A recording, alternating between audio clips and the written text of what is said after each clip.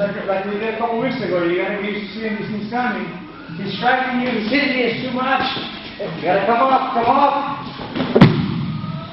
See how my leg stretches? And I'm short. You guys are real tall. You can do that a mile away. Okay? Any questions? Everybody's saying how to loops. And I'm hiding it. But if you're afraid of it, if he's hitting you too much, just hide your head a little bit. Keep driving. He's gonna naturally be hips away. And he should anyway. If his hips are real close to you, then you can just body lock him. But he'll naturally be away like that. Right here, you grab him. Can you tell? He's not trying to hit me. So if he's still trying to hit me, he's dead. See, so he's far away. I know he's far away. So when I go, I'm going to go real wide.